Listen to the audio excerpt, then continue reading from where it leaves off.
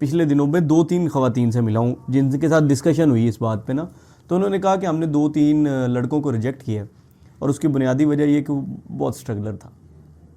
ठीक है, और कोई वजह नहीं, बस ये कि वो स्ट्रगलर। बात ये है, नहीं और बात ये है, सुने तो सही ना। उन्होंने कहा जी स्ट्रगलर होने की वजह से, तो मैंने थोड़ी सी बात उनके साथ बढ़ाई कि मैंने कहा अगर फ़र्ज़ करें एक इस्टेब्लिश बंदा होता और वो तयशुदा बेवफाई करता तो वो कबूल था आपको, और एक लेट्स से स्ट्रगलर होता थोड़ा, माइट भी वो आपके साथ, आप उनकी एक खातून, मेरा ये मानना है, आई डू बिलीव कि खातून के अंदर अल्लाह ने इतनी ताकत रखी है कि पूरा मतला बदल सकती है, पूरा माहौल बदल सकती है।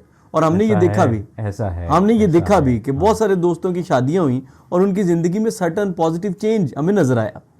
ठीक है, वो उनके ट्यूनिंग भी होगी, टाइम को भी बड़ा सेट, सारी रात मतलब वो हम चाय पीनी, और शादी के बाद जो है वो उन्होंने कहना जी कि नहीं 7 बज गए, 7 बज गए जाना है, ठीक है, और बड़ी ठीक ठाक इजाज़तें हैं, एनओसी हैं और बड़े मामलात हैं।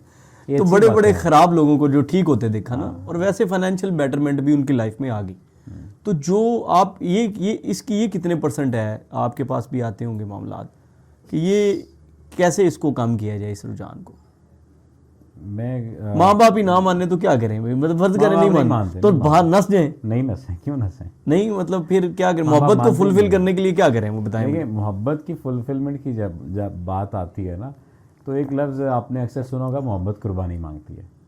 मोहब्बत अपनी ज़ात में ना तामीरी जज्बा नहीं है, ये मैं आपको बता दूं। ठीक है, तामीरी जज्बा नहीं है मोहब्बत अपनी ज़ात में। हो सकता है कि इस बात से बहुत सारे लोग इख्तलाफ करें, बहुत सारे लोग तसव्वुफ के मतलब इट्स अ डिस्ट्रैक्शन है, डिजास्टर है ये मोहब्बत ज़ाती तौर पर। कैसे? हाँ, मैं अब डिफाइन करता हूँ आपको जिस एंगल से मैं कह रहा हूँ। ओके, आपको मोहब्बत हुई, लोग कहते हैं मोहब्बत तो कायनात का सबसे बेहतरीन जज्बा है, लेकिन अगर उसे बेहतरी के साथ बेहतरी की तरफ लेकर चला जाए। अच्छा, चलो अब ऐसा मोहब्बत का जज्बा जो शादी से पहले सेक्स करने पर मजबूर कर दे, उसका अचार डालेंगे आप? मैं करंट सिनेरियो पे रहते हुए आपको ये बात कर रहा हूँ। ऐसा मोहब्बत का जज्बा जिसको प्रूव करने के लिए आपको अपना जिस्म कुर्बान करना पड़े, ये मोहब्बत तामीरी है? इसे मोहब्बत कहेंगे आप? ऐसा मोहब्बत का अगर तो ये अंडरस्टैंड हो जाए, जा रहे हैं, नहीं दोनों को ये अंडरस्टैंड हो जाए तो फिर तो मसला ही कोई नहीं। यही तो बात मैं कर रहा हूँ ना। तो इस अंदाज से तकरीबी अमल है।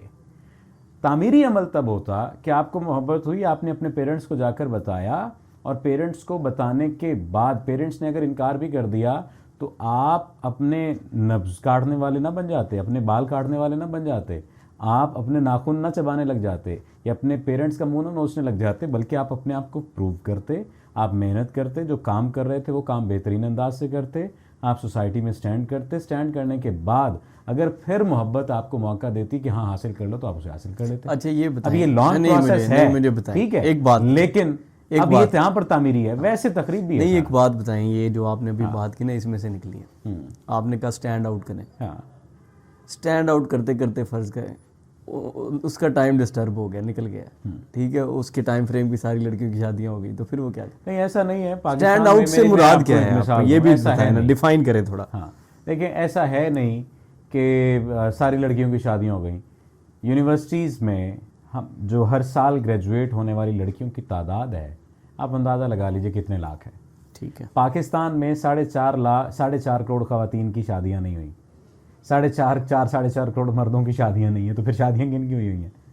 ठीक है, इसका मतलब ये है कि जो आप चाह रहे हैं ना, जैसा आप चाह रहे हैं ना, वैसा नहीं आपको मिल रहा। ये ठीक, शादी हो सकती है और बेहतरीन जगह हो सकती है, थोड़ा सा आपको अपने कंप्रोमाइज नहीं समझना होगा। कंप्रोमाइज का मतलब है कि आप कम पर राजी हो जाए। आपको समझना होगा कि ये शख्स, इसके साथ ज़िंदगी बेहतरीन गुजारी जा सकती है। और मैंने अक्सर देखा है कि जो लोग समझ लेते हैं वो ज़िंदगी खुशहाल और सुकून में गुजारते हैं। कई लव मैरिजेज़ वाले अजाब में रहते हैं, कई अरेंज मैरिज वाले अजाब में रहते हैं। यानी लव से टूटे तो अरेंज कर ली, तो अरेंज की में अजाब में आ गए। उसे तो वो लज्जत चाहिए थी जो लव में मिलती थी, ठीक है। और लव मैरिज करने वाले इस वजह से अजाब में आ गए कि रिलेशनशिप से पहले 15-15, 20-20 मिनट तो एक दूसरे के साथ होना होता था, या आधा घंटा या घंटा या 2 घंटे, तो इसमें एक दूसरे की एक्टिविटी सामने नहीं आती थी। अब 24 घंटे का बोझ बन गया, 24 घंटे का वजन बन गया, अब सारी एक्टिविटी सामने आती है। सर मुझे तो पता ही नहीं था, एक लड़की ने कहा, सर मुझे तो पता ही नहीं था रिलेशनशिप में जब मैं थी शादी से पहले, यार ये बंदा नहाता नहीं है। सर एक हफ्ता नहीं नहाता, और जब मेरे से मिलने आता था नहाता था। अब कहता है ठीक है क्या हो गया, बस मियाँ बीवी बन गए, क्या करना नहा के। अच्छा। इस वजह से उस औरत ने तलाक ले ली। आप इसे छोटा प्रॉब्लम समझते हैं, आप इसे छोटा मसला समझते हैं? नहीं, इट्स इम्पोर्टेंट। ये बहुत बड़ा तोहरु शत्रुल ईमान सफाई निसफ ईमान है, इस वजह से ही तो कहा गया। अब फिर आप देख लीजिए कि लव मैरिज या लव जो बिफोर मैरिज है उसमें अच्छी अच्छी साइड रहती है, और फिर यकदम आके इंसान खुलता है और फिर डिज़ास्टर होता है। वो जो बात हम कर रहे थे कि बहुत लंबा प्रोसेस हो जाएगा, कोई लंबा प्रोसेस नहीं है। आधे मन दे रांझे नु राज़ी करण दी देर है। जिस दिन आप राज़ी कर लेते हैं उस दिन सुकून में आ जाते हैं। तस्लीम कर लें कि आपके लिए अच्छा ही कुदरत ने इंतज़ाम किया है, और जो अच्छे 2-4 रिश्ते आपको नज़र आ रहे हैं उसमें से एक मुंतखब करके आप कर लीजिए।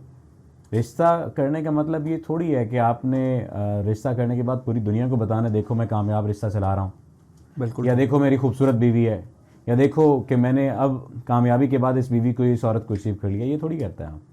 ये तो एक बड़ा प्राइवेट सा मामला है, इसको प्राइवेटली लेकर चलें, दैट्स इट।